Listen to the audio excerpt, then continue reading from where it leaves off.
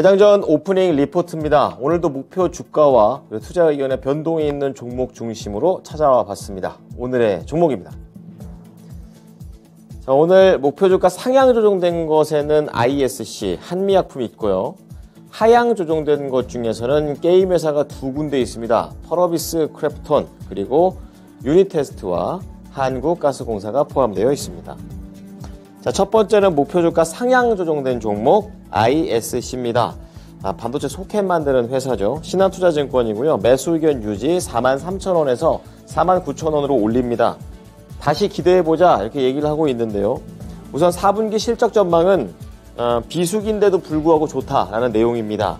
영업이익 전년 대비 65%, 매출 25% 상향될 것을 보고 있고요.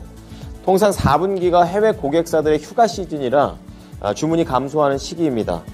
그리고 전방 수요가 우려되고는 있는 상황이지만 고객사들이 신제품을 출시하는 과정에서 ISC의 수혜가 예상되고 있습니다.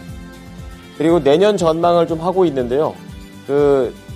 세부적으로 신규 CPU와 관련된 기대감을 보여줬습니다.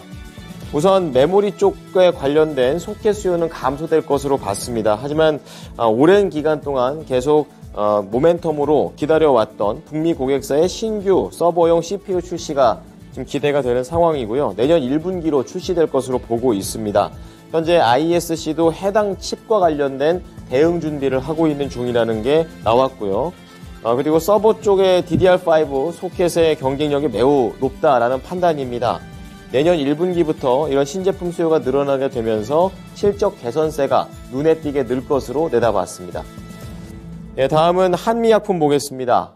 신한투자증권이고요. 매수 의견 유지 35만원에서 38만원으로 높였습니다.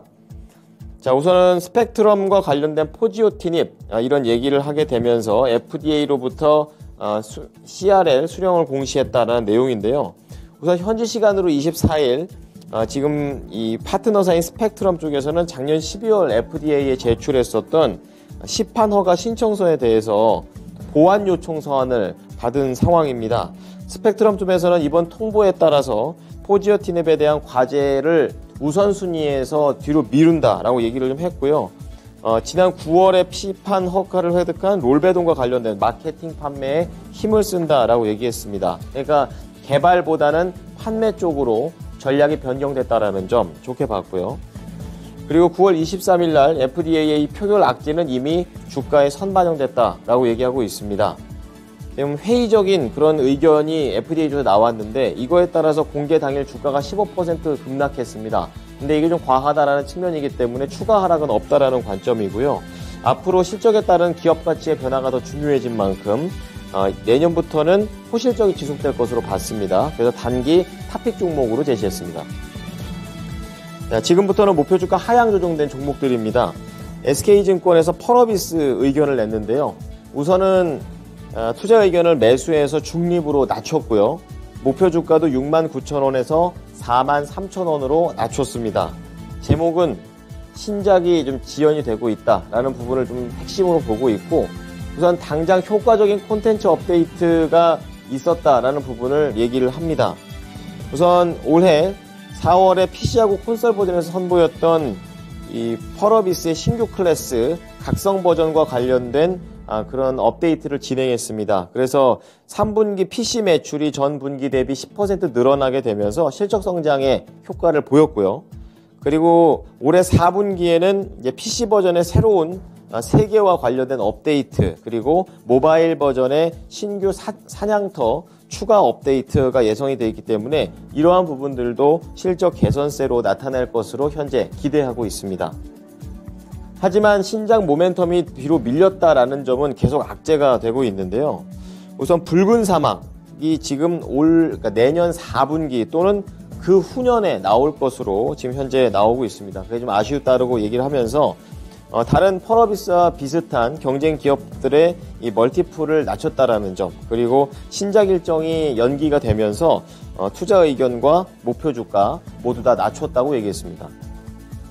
다음 유니테스트 보겠습니다. 신한투자증권이고요. 매수 의견은 유지지만 목표 주가는 3만원에서 21,000원으로 낮췄습니다.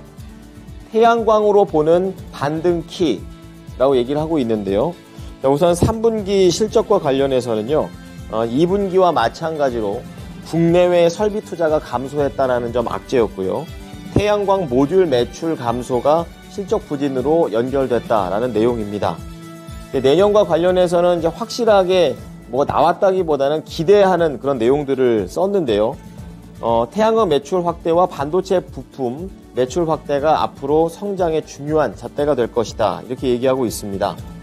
자, 지금 실적 부진이 지속되고 있는 가운데 태양광과 관련해서는 성장 동력으로 태양전지 연구개발이 진행 중에 있습니다. 이제 성공하게 되면은 2023년 후반부터는 효과를 발휘한다라는 관점이고요.